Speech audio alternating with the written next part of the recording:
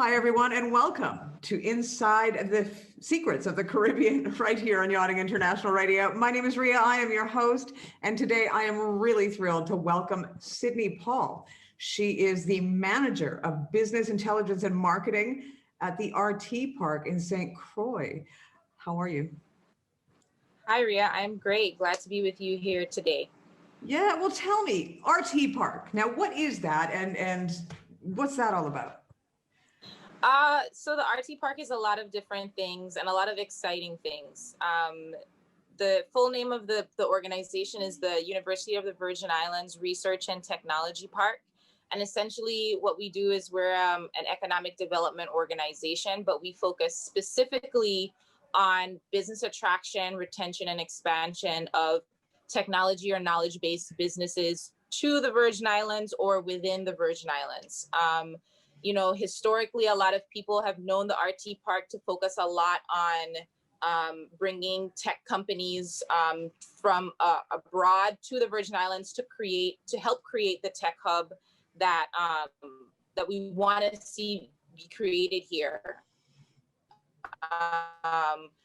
But however, last 2 years, we've gotten a brand new team. I'm a part of that new team. We basically started from scratch along with our executive director, Peter Chapman, who brought most of us on board. And really what the goal was is to make the RTPark a lot more than what it was historically known as, to make it more dynamic, to make more programming, which we didn't have before. And a lot of those things have really come to fruition in a very exciting way. And I'm glad to be a part of it over the past 2 years. So what that means when I talk about the programming is we've created an accelerator program, which there aren't many in the Caribbean region for you to look towards. When you think about accelerators, you think about Silicon Valley, you think about Austin, Texas, Boston, Massachusetts, where there's these tech hubs that are helping tech startups, entrepreneurs, early stage founders sort of scale and support their businesses, help them find fundraising, mentorship, things like that.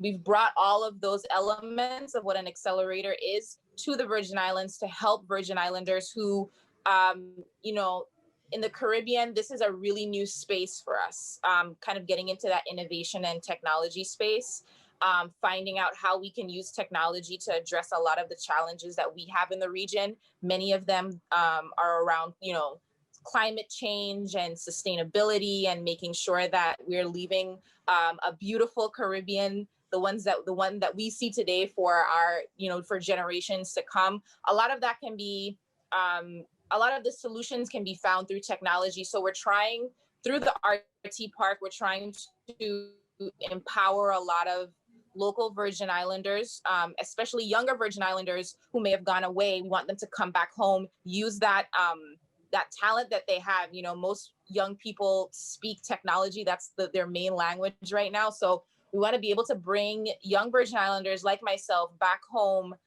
and give them the guidance to really be the innovative leaders that we want to see, not just in the territory, but in the Caribbean.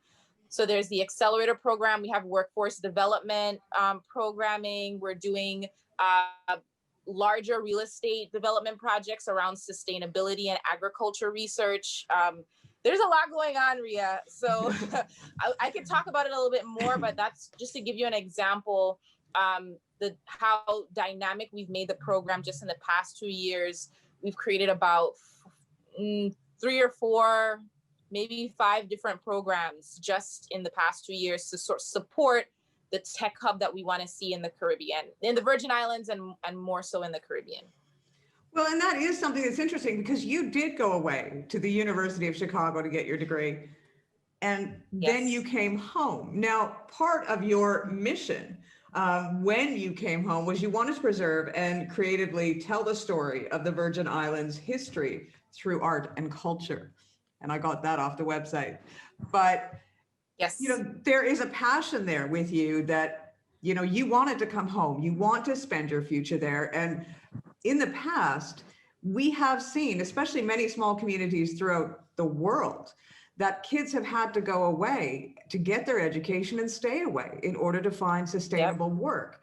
So is that what you're trying to create here, is to be able to have this place? It's not just tourism that you're reliant upon, that you're actually creating an economy that is reliant upon something that is sustainable longer term. Absolutely. We have a lot of community stakeholder conversations because we're doing a lot of re-education and reintroduction on what the RTPark is and what it should be doing. And part of those conversations, I talk about diversifying our economy. And when we think about diversifying our economy, what the two of the things that come up that we hold in high priority are resiliency and sustainability. So anything that we introduce into our economies need to be able to provide those things. Because like I mentioned, a really big thing in the Caribbean right now is thinking about climate change. We are not, even though we're as beautiful as we are, even though we don't necessarily have the air pollution that you see, that when people talk about climate change, they talk a lot about air pollution. They talk a lot about, things like that. We don't necessarily have those things, but they also affect us. We have rising sea levels. We have stronger hurricanes. We have, droughts that last a lot longer than they used to. So in terms of our diversifying the economy, we want to make sure that the businesses that are coming are, one, creating a sustainable future for the region and for the territory in our case, but also are providing, are also keeping our Virgin Islanders ahead of the curve, or at least in par with what the rest of the world is doing when we think about innovation. Right now, like you mentioned, Ria, what I mentioned is that we only have a few industries in the Virgin Islands right now. Of course, the biggest one is going to be tourism. It's one of our largest economic drivers. A lot of the population works in the tourism and hospitality industry, and rightfully so. We have a beautiful location that we want to be able to offer and share our culture and things like that with visitors. But at the same time, when a hurricane comes through, like it did in 2017, the Virgin Islands was hit by 2 Category 5 hurricanes, totally debilitated our economy because no tourists could come in. Residents were still trying to recover personally, their personal lives from the storm, whether it be housing damage, business damages. And then on top of that, we now have the pandemic that we're experiencing right now, which is, again, just putting a halt to the recovery that we were still in from the hurricanes, especially in our tourism industry. Another big industry that we have, particularly on St. Croix, is oil refining. So St. Croix at one time had, I believe, the second largest oil refinery in the Western Hemisphere. And more recently, a new company came in and bought ownership of the refinery, and they're starting to not only do oil storage, but the actual refining now. So that's another big industry that drove the economy, drove jobs. And then I think the other ones maybe are probably the government sector. We have a really large government sector. So that being said, Virgin Islanders have only looked to those industries for opportunities. And there are a lot of Virgin Islanders my age, millennials and Generation Z, who, being exposed to a lot of things on the internet and being able to see all of these different opportunities of things that they can do, unfortunately had a realization that, or not realization, but a perspective that they couldn't do the things that they wanted to do here outside of tourism, outside of the government, outside of refining, outside of the really, really small private sector that we have. So taking all of that into consideration, when I moved back home, I also had a lot of those hesitations because my background isn't in tourism. It's not in refining. It's not in public service. It's not in what our private sector is mostly consisted of is a little bit of retail. We have a lot of attorneys. We have a lot of banking that happens here. That's not anywhere of my expertise. So coming home, I knew that I would have to help create new spaces for creative people, for artists, for, an entertainment industry, for example. And working at the RTPark has allowed me to help tell that story in a really interesting way, because technology can be applied to any industry. You can have You can apply technology to agriculture, to art, to fashion, to food, to the legal profession, to healthcare. You know what I mean? So through technology and understanding that most Virgin Islanders or younger Virgin Islanders already apply technology to a lot of the things that they do, we're just helping them connect the dots on how they can take that talent that they have and create opportunities, entrepreneurship opportunities, business opportunities, success that's flexible, success that's resilient and sustainable, where you don't necessarily feel that you're literally on an island. With technology, Virgin Islanders and the Caribbean can now interact with the global economy in a way that we weren't able to before. And that's what sustainability and resiliency is all about for me. Regardless of a hurricane passing through, regardless of a pandemic occurring, you can still operate your business, you can still connect with people, you can still share your culture, share your perspectives on things like we're doing right now. That's what I like about working at the RTPark, because it's allowing Virgin Islanders to see a lot more potential and a lot more diversity in what they're capable of and what they can do, and be proud of as Virgin Islanders to share with the rest of the world.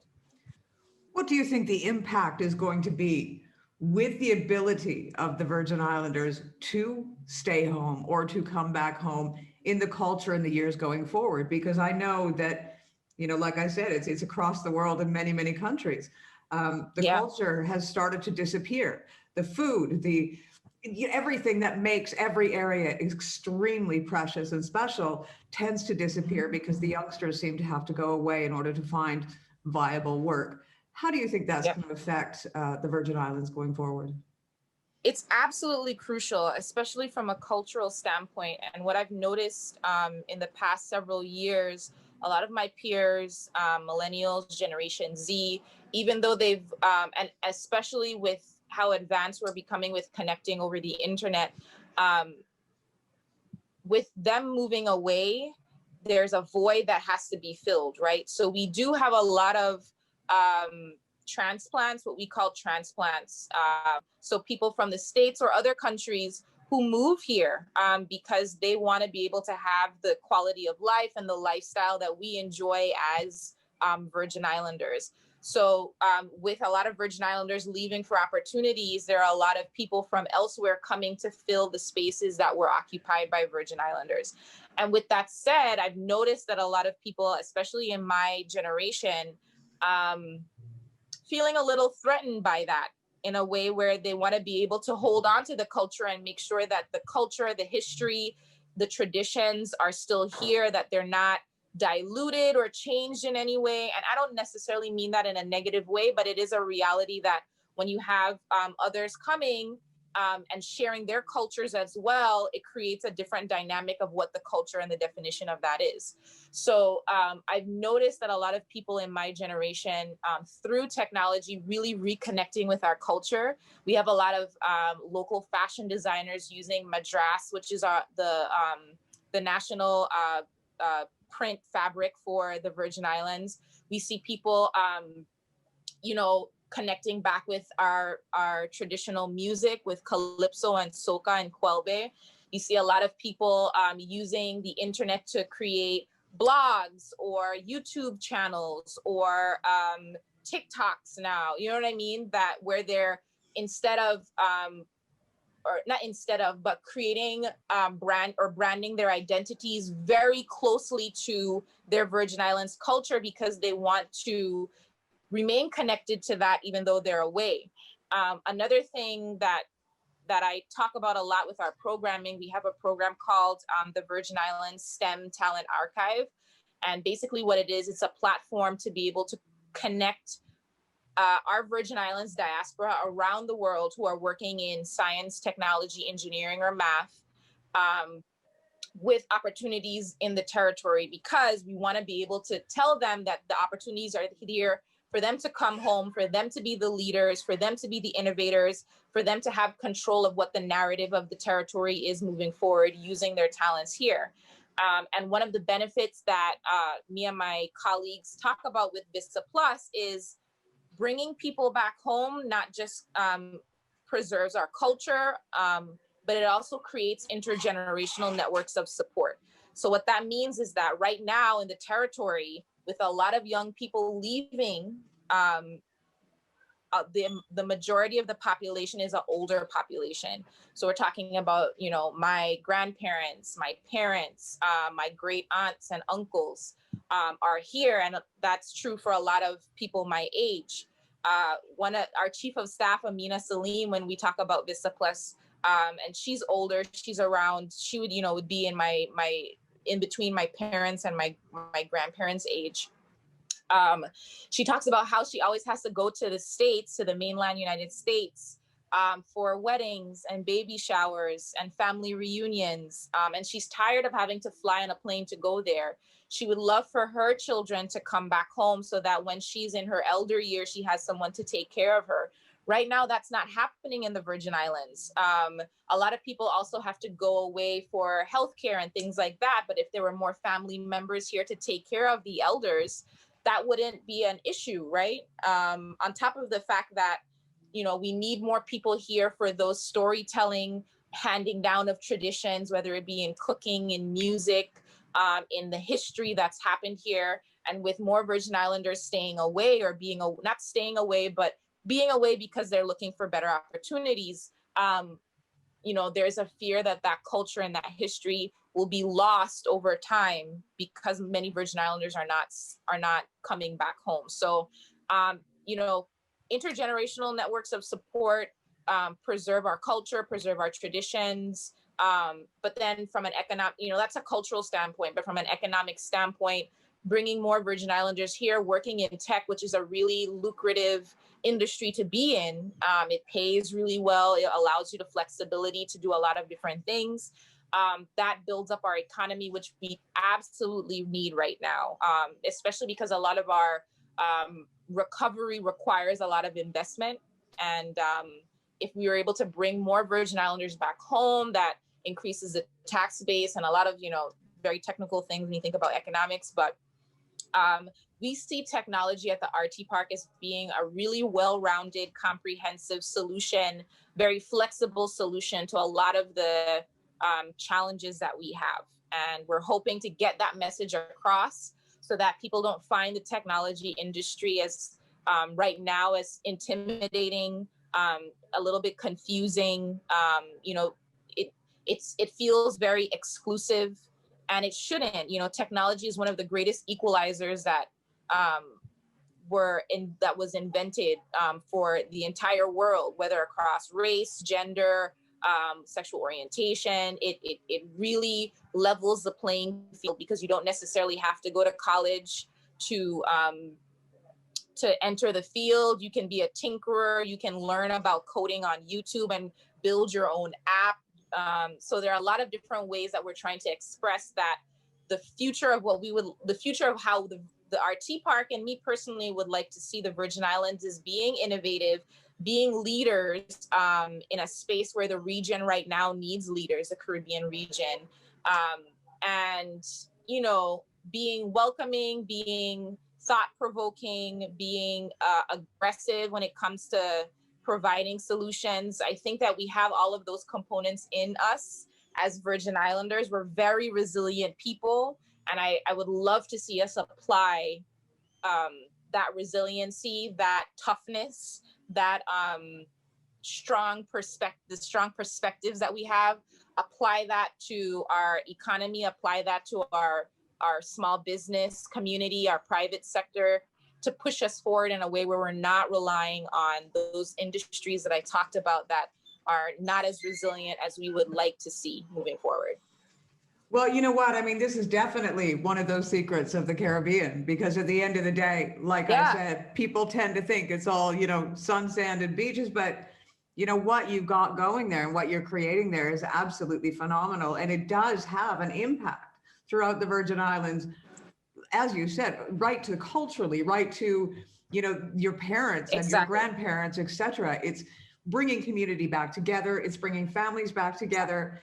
It's enabling islanders to create a living going forward that is sustainable, that is actually environmentally fairly clean as well. So it is good for the areas, as opposed, tourism, it's great, but let's be honest, it's not always as clean as it could be in regards to the environment either.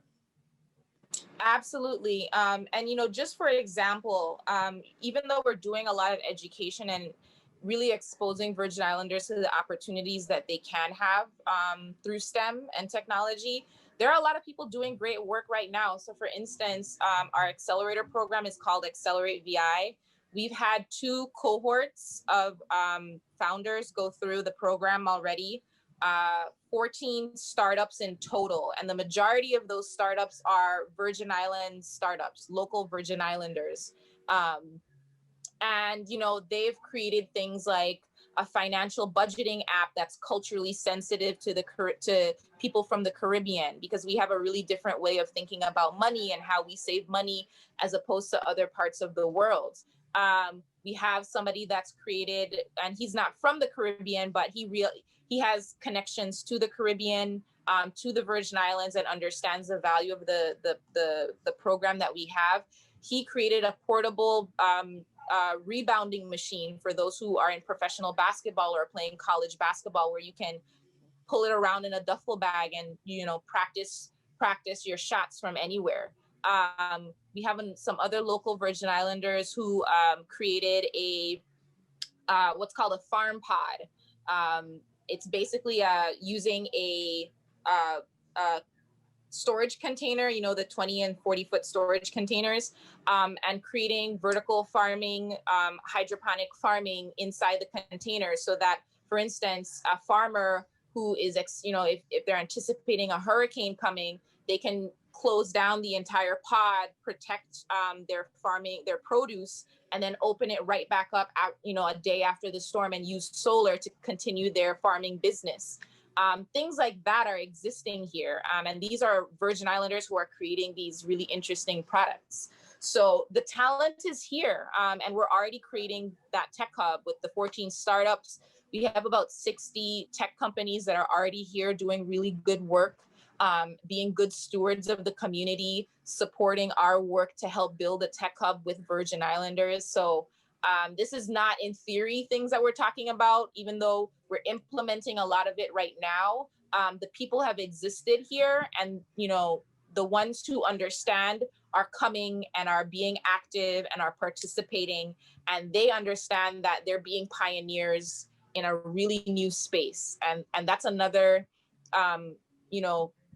that's another aspect that I try and get across to Virgin Islanders, is that we have an opportunity to create the narrative, to be the pioneer, to give direction to what trajectory we want to see. This is the time right now. A lot of people are coming to the territory. A lot of people are coming to the Caribbean to be a part of kind of being at the front, or attacking the frontier, if you will. You know what I mean? Like, they understand the opportunity, and we want to make sure that Virgin Islanders and West Indians in general are also participating in this wave that's coming of innovation to the Caribbean region. Well, Sydney, you know what? You are definitely on the right track with doing what you're doing, and I'm really excited to see that this is happening. I'm going to make sure to include all of the links below this interview when it airs. I encourage people to check it out and see what you guys have to offer there, because you're heading in the right direction, and I think it's absolutely phenomenal. Thank you. We're working really hard. In terms of our programming, we have so much happening this year, and would love for people to check us out on our social media and our website. And at the RTPark, we're really transparent and honest and open and accessible. So people can reach out to me as well to have conversations around what we do. It's a really exciting time in the territory, especially because of what we've been through in the past several years, considering the hurricanes. Out of tragedy, we see a lot of opportunity, and we're trying to be really aggressive about grabbing those opportunities and being leaders in the space. So thank you again for having me on. Wonderful. Well, once again, this has been Sydney Paul from the RTPark in St. Croix, Virgin Islands. We thank you ever so much for your time.